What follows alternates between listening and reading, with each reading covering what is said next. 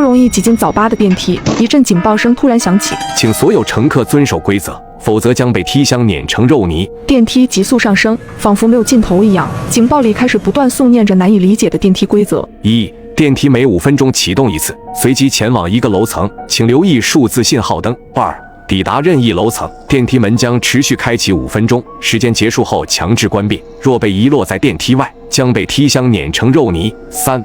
本栋大楼共有18层，每层有各自的业务，请尊重他们的商业模式。4. 注意第7层、第16层极度危险，若不幸抵达，请提前做好心理准备。5. 若电梯信号灯出现-1层，恭喜你顺利抵达彼岸，请在电梯开门后迅速往前跑，直到规则全部介绍完毕。这刺耳的喇叭声总算停止，电梯也不再疯狂冲刺，让我们的心脏好受了些。数字信号灯不断降低，最终定格在了9。欢迎来到第9层海上捞火锅店。电梯门开之后，一股热气迅速冲到我们身边，混杂着香料和麻椒的味道。我惊讶地发现，我们身后的电梯不知何时跑到了远处的对面，空无一人，标注着5分钟的倒计时。而我们和电梯之间隔了一个巨大的火锅，我们就像变成了桌上的菜肴。火锅分4格，细细望去，其中3个都是冒着红泡的麻辣锅底，滚烫的油香风一样的往上窜，剩下一个则是清汤锅底，白水上冒着一丝丝雾气。每格锅底正上方都摆着一根筷子，如同独木桥。看这个意思，好像是要我们在5分钟之内通过独木桥走到对面的电梯里。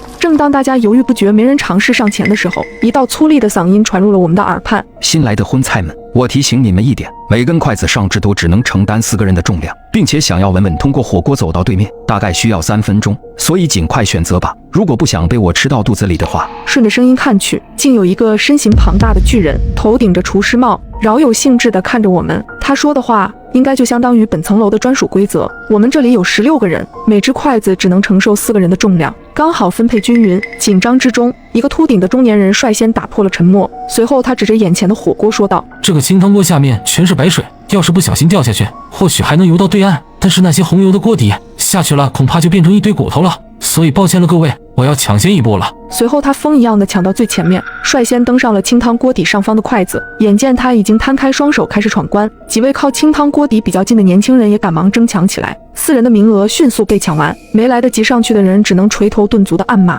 此时看见他们疯狂争抢，我只能无奈地挑了个最顺眼的红油锅，走上了筷子，一路缓缓前行。好在这趟关卡并没有想象中困难，这里的筷子不是滑溜的圆柱体，只要屏住呼吸，不要受到周围热气的干扰，并不会轻易掉到锅里。看来那个戴着厨师帽的巨人没有说谎。走了2分半，我们已经走过了一半的路程，电梯箱已经近在眼前。可就在大家都要松一口气的时候，远处的巨人突然走到了桌边，他轻轻伸手一按，便将清汤锅上的筷子给压了个稀碎。筷子上面的4个人悉数落入锅中，锅里的高温让他们发出一阵阵惨叫。巨人嘿嘿一笑，冲我们咧了咧嘴：你们不知道吧，我有痔疮，从来只吃清汤锅里的肉。这个可怖的画面吓得我后背发凉，眼看电梯就在前方，我加快了速度，总算过了火锅的地界，第一个钻回了电梯里。待到剩下的11个人都跌跌撞撞的回来之后，电梯倒计时只剩下不到半分钟。在电梯门关闭的时候，我从空隙里瞥见那巨人眼放金光，连筷子都没用上，竟直接将手伸进热锅里，把他们4个人捞了起来，全部放到了嘴里。电梯再度启程，